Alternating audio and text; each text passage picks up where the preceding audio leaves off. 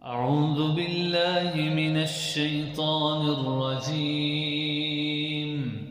بسم الله الرحمن الرحيم. يسبح لله ما في السماوات وما في الأرض الملك القدوس العزيز الحكيم. هو الذي بعث في الأميين رسولا منهم يتلو عليهم آياته ويزكيهم ويعلمهم الكتاب والحكمة وإن كانوا من قبل لفي ضلال مبين. وآخرين منهم لما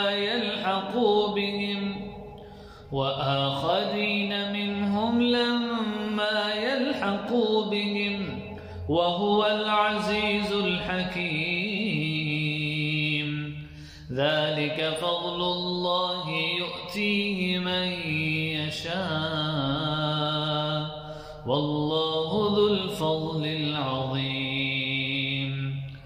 مثل الذين حملوا التوراة ثم لم يحملوها كمثل الحمار يحمل أسفارا بئس مثل القوم الذين كذبوا بآيات الله والله لا يهدي القوم الظالمين.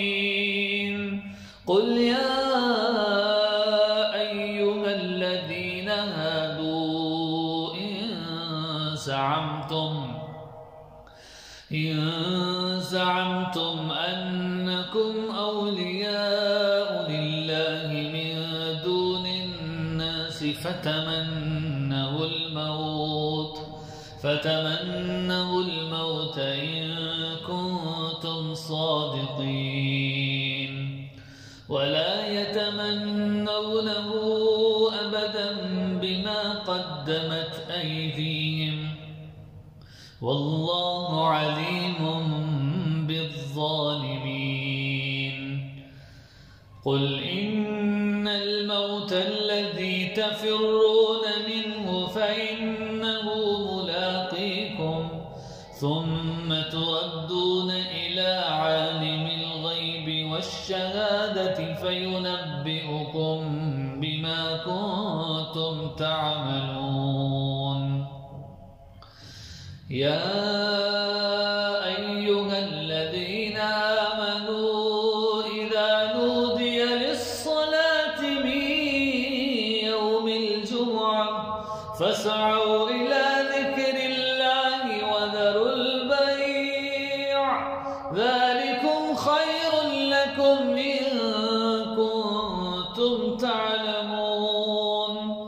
فإذا قضيت الصلاة فانتشروا في الأرض وابتغوا من فضل الله واذكروا الله كثيرا لعلكم تفلحون.